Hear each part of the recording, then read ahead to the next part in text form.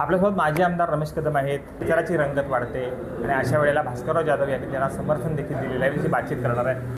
कशा पद्धतीने ह्या निवडणुकीकडे पाहिलं जातं आहे, कारण वेगळ्या अंगानं निवडणूक आहे, मोठे आव्हान निर्माण असतात आणि अशा परिस्थितीत तुम्हाला शर्तीचे प्रयत्न करावे लागत आहेत. नाही, आव्हान काय मी तसं काय मानत नाही आहे. याच्यामध्ये जे गेले 40-50 वर्ष या शहरामध्ये मी जे पेरलेलं आहे ते ह्या निवडणुकीमध्ये उगवणार आहे. दुसरं काही वेगळं होणार आहे याच्यातला भाग नाही. आणि आता भास्करराव आणि आम्ही दोघी एकत्र असल्यामुळं त्याला एक प्रकारचं निळा वजन आलेलं आहे आणि तो एक कार्यकर्त्यांमध्ये सुद्धा आणि जनमानसेमध्ये सुद्धा एक चांगला प्रकारचा उत्साह या निवडणुकीच्या माध्यमातून दिसते. त्यामुळं निवडून यायला किंवा मेजॉरिटी यायला आम्हाला काही तशी त्यामुळे काहीच वाटत नाही. महाविकास आघाडी म्हणून भास्करराव जाधव आपल्याला मदत करणार आहेत असं एकंदर सगळं चित्र दिसतं. परंतु उद्धव बाळासाहेब ठाकरे गटाकडून काही AB फार्म आहेत हे नगराध्यक्ष पदासाठी दिले गेलेले आहेत. हे एकण कसं आव्हान राहणार आहे, याच्यामार्फत तुम्हाला कार्यकर्त्यांसोबत मतदारापर्यंत पोहोचायचं आहे? नाही, आम्ही आघाडीच्या माध्यमातूनच लढतो आहे. म्हणजे काय असं शिवसेना असं काय मारत नाही आणि आघाडीच्या माध्यमातून लढत असताना आघाडीचे नेते भास्करराव जाधव आमच्याबरोबर आहेत. त्यामुळे तसं काय त्यांनी कोणाला AB फॉर्म दिले काय दिलं त्यांच्या पक्षाचा प्रश्न आहे. मला त्याच्यामध्ये काय हस्तक्षेप करायचं काही कारण नाही. आघाडी व्हावी म्हणून राज्यभरामधून मोठ्या प्रमाणामध्ये प्रयत्न होत गेलेले आहेत, सगळीकडे होतात. चिपळूणमध्ये हे प्रयत्न तेवढे ताकदीनं झाले गेले नाहीत, कारण विनायक राऊत आणि भास्करराव जाधव हे एकत्र दोघांमध्ये संधान दिसत नाही. तुमचं कधी या संदर्भामध्ये किंवा आघाडी संदर्भामध्ये विनायक राऊतशी काही चर्चा झाली होती कधी? ते आता मगाशीच आपण ज्यावेळेला बसलो होतो त्यावेळेला पण आपण त्या बाबतीत बोललो काय की तशी जी चर्चा व्हायची ती चर्चा झाली. काय चर्चा झाल्यानंतर आम्ही भास्कररावांकडं त्या बाबतीत केलं, कारण भास्करराव त्याच्यामध्ये कोणी सहभागी करून घेतलेलं दिसलं नाही मला.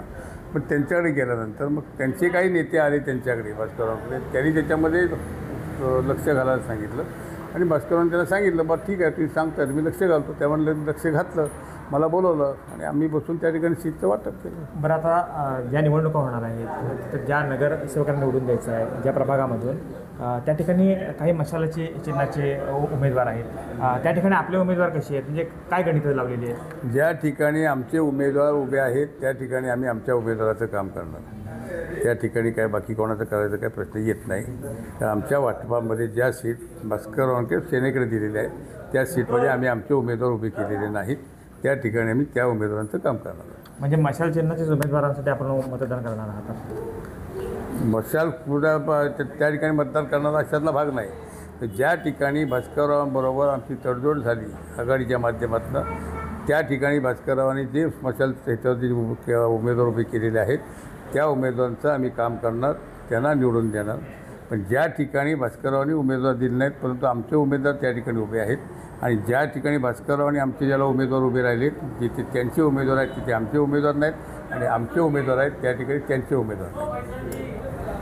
प्रचाराची रंगत आहे. प्रचारात देखील सुद्धा भास्करराव जाधव आपण सुद्धा एकत्र फिरताना दिसाल आम्हाला? हां, प्रचारात दिसाल? हां, हो निश्चित आम्ही दोघे एकत्र असणार ना. कारण ते महाराष्ट्रावर फिरणार आहे ते शेवटचे 2-3 दिवस ते आम्हाला देणार आहेत. आता किती विश्वास वाटतोय, काय तयारी केली आतापर्यंत, कार्यकर्ते कसे कामाला लागले? काय सगळे कार्यकर्ते जोरदार काम करतात, काय अडचण नाही. आता फेऱ्या बिऱ्या हे ते वैयक्तिक गाठीबिटी वगैरे सगळं सुरू झालेलं आहे. कृष्णकांत साळगावकर, TV9 मराठी, चिपळूण, रत्नागिरी.